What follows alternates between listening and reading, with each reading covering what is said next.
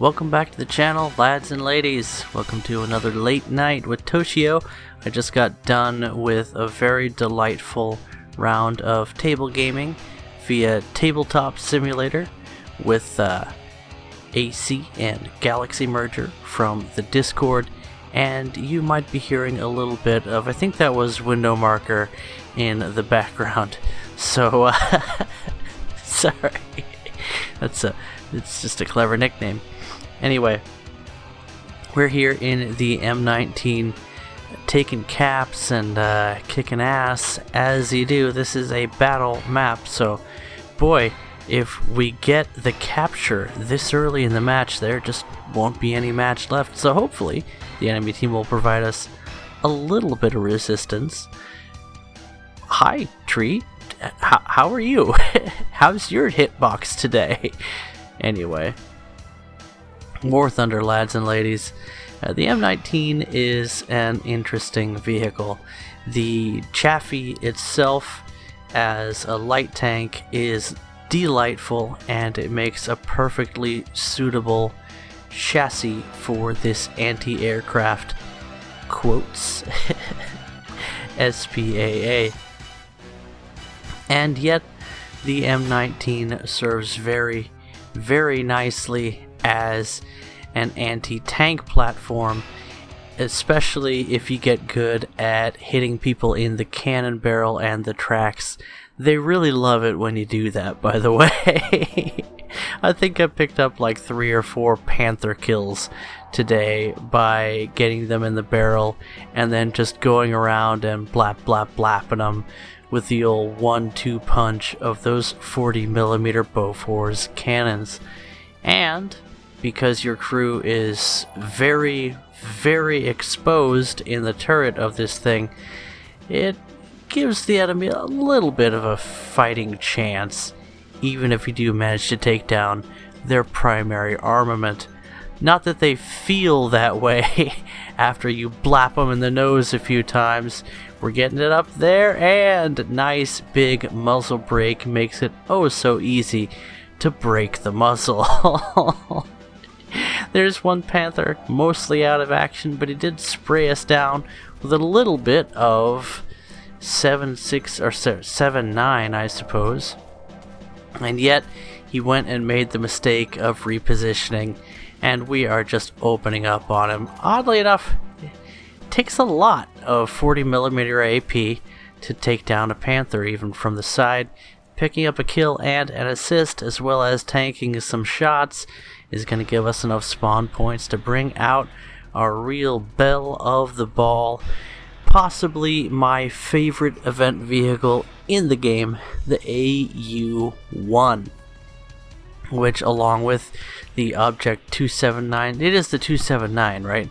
The Moon Rover is also a very, very powerful vehicle in its own battle rating. And being such a fan of mid-tier and cast, this is just the perfect aircraft for me. The 20 mils on this thing absolutely shred air and ground targets without the heaviest of armor, which you will face at this tier. But the bombs take care of everything else. So this thing is just very, very capable, as you are about to see. But another thing you may be witnessing is a little bit of packet loss, and that really hampers the flight model of any aircraft, but especially the AU-1 for whatever reason. There was a bug identified with this aircraft that caused it to have reduced authority on all of its control surfaces. And I say the bug was identified because supposedly that bug was fixed. Sometimes it still feels like it's there. Just seems like sometimes this thing handles really, really well, and other times not so much. And of course, it carries a ludicrous amount of bombs to the battlefield. So, oh, we just killed him with the 20 mils. Like I said, these 20 mils are really, really good. But obviously, I was grinding out Operation Summer today. Or I should say yesterday by the time this video comes out. And the day you're watching this, well, if you watch it the day it comes out, I'll be taking a little bit of a break and restoring some sanity. But Operation Summer, like most of the special events of its kind, and it's definitely worth checking out if you're not familiar with it, but like most of these events, really your mindset during the event is going to make all the difference, because everybody really wants to try hard and maximize their progress, but really when it comes down to it, you just want to do what you do well. What are you good at in this game? Well, pretty much you can just do that and make good progress. It doesn't have to be the best progress. Just making progress will pretty much ensure that over the course of 2 days, with a reasonable amount of time playing the game, you can take care of business. Speaking of taking care of business, it might not have looked like I was inputting those commands that caused me to slam into the ground, and it might not have looked like we were at an airspeed where that would happen either. And I have only one explanation for that, and that is Gaijin's potato servers.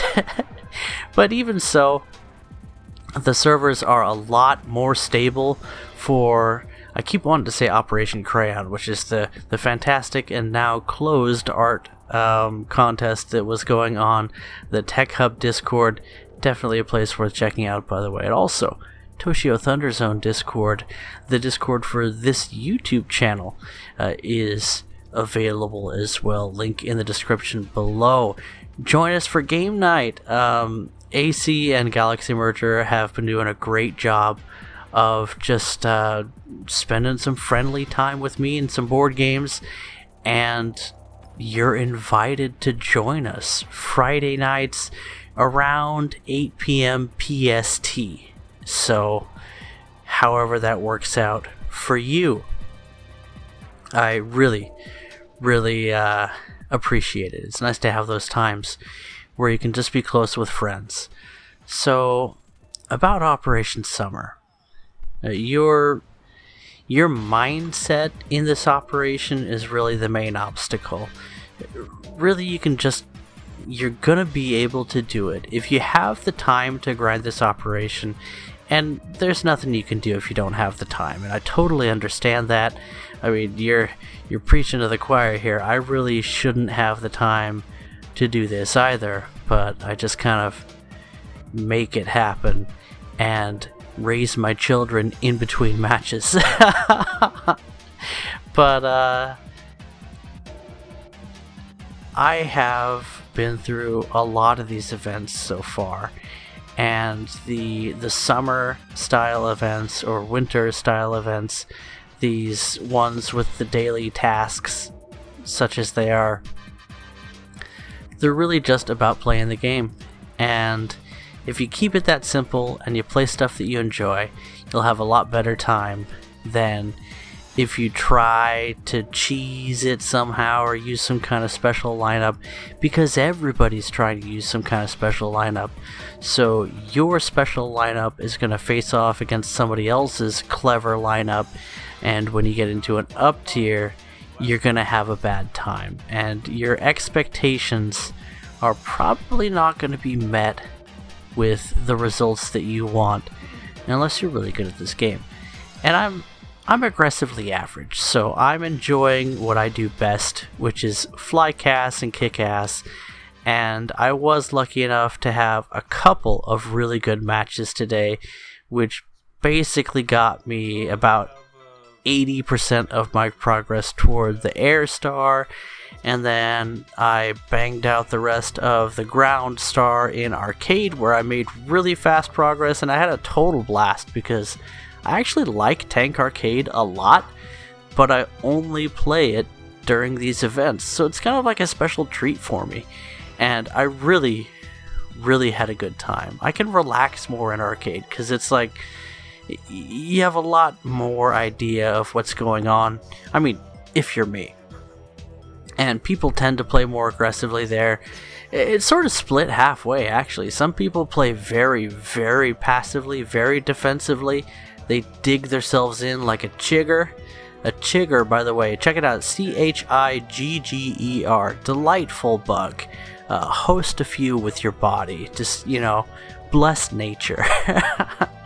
But you get about half the people dig themselves in, and the other half play very aggressively, and most of those people die in the first wave. Arcade is a lot of fun. There's actually a lot of back and forth in a lot of those matches, and binocular shenanigans. I'll leave it at that. It's fun, let me tell you that, to explore just how much you can cheese the hit indicator in arcade mode. It's delightful. And then getting aircraft to work in arcade is a lot of fun too. For whatever reason, Gaijin thinks that the ME410 makes a good ground attacker, and it kind of doesn't in the setup that they give you for the arcade matches I was getting. I kept on getting the ME410. It was like IL-2M or ME410.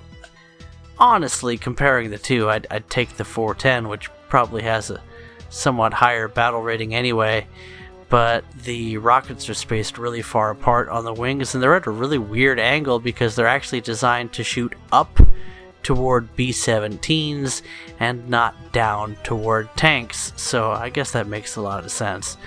But that's not how you use them in War Thunder. Anyway, P-47 MRE is really just a slightly better P-47. In fact, most of the aspects of this aircraft are available on the other P-47s in the regular tech tree, except that the engine for this particular aircraft, and it is based on a historical aircraft, has been tuned to remove some of its limits on power, and that makes it significantly stronger, and it does have a really good propeller as well. Basically, it's a P-47 just like all those other ones that you have access to without paying money, only better. And the battle rating does go up to account for that, but even so, at 5.7, this heavy single-engine fighter is an absolute delight, and I've gotten a lot of joy out of this vehicle. Up until the time I got my hands on the AU-1, it was probably my favorite 5.7 aircraft. And then immediately the AU-1 took its place. There's just one thing that sort of irks me about the AU-1, and I'm not sure if that's the case with Canon Corsairs in general, because I don't really play the Canon Corsairs. And that's that whenever you shoot your guns, the entire plane shifts downward a bit, and that happens to some aircraft and not to others. And the fact that it's inconsistent really is what annoys me. But I think that has to do with how low set the wings are on the Corsair, and I'd probably notice it more in the 50 cal variant if the 50 cals had as much recoil energy as those 420s when they're blazing like they do, blazing like they do.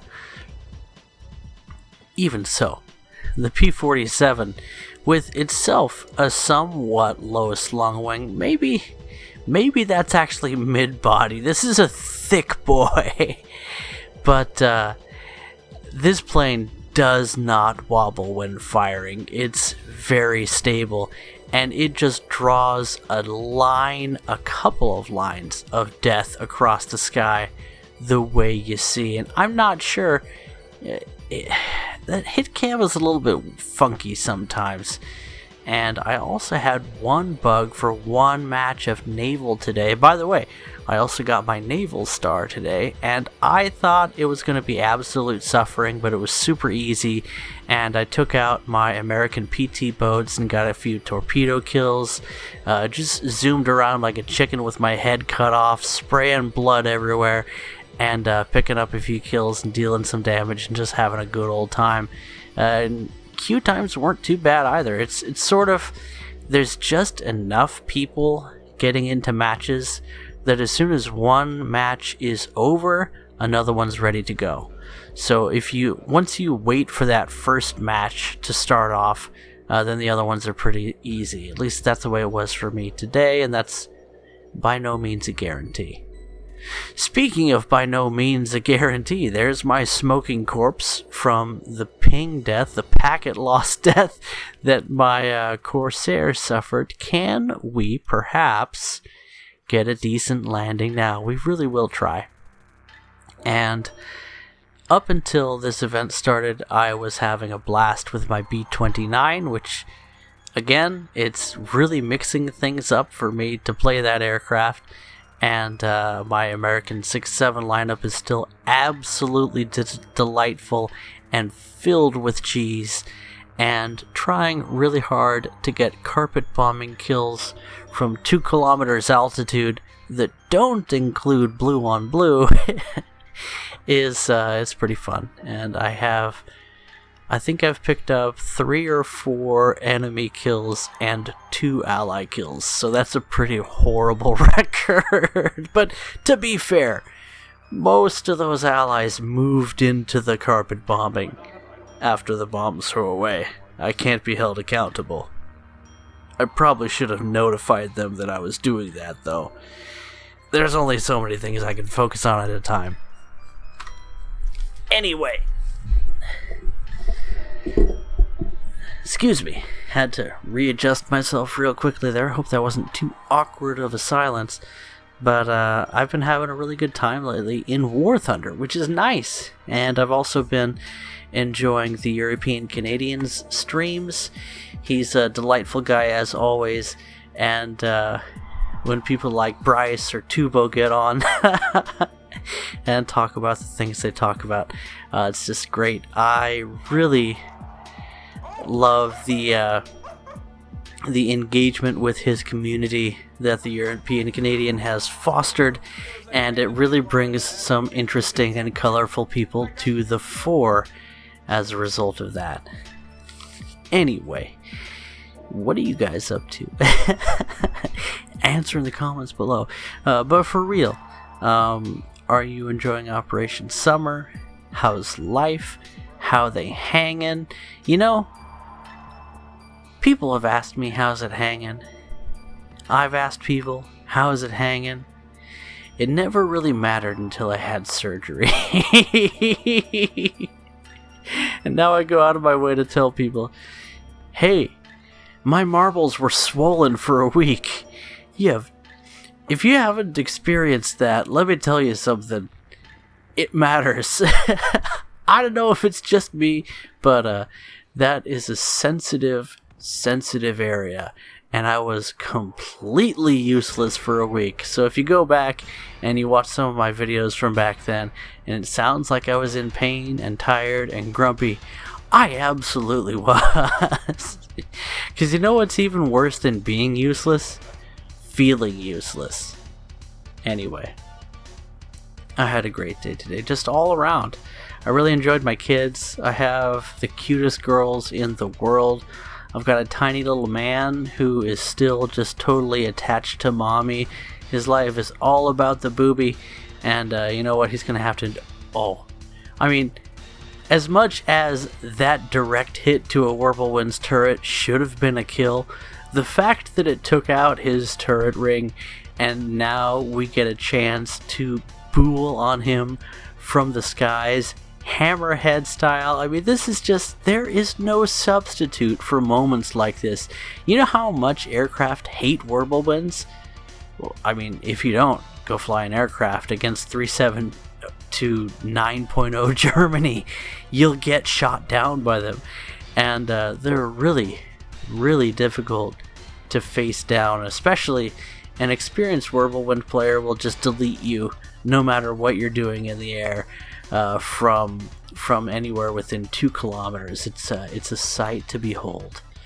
But I hope you enjoyed that gameplay and this old man's ramblings. And as always, there's an open invitation for you to join my social network on the Toshio Thunder Discord.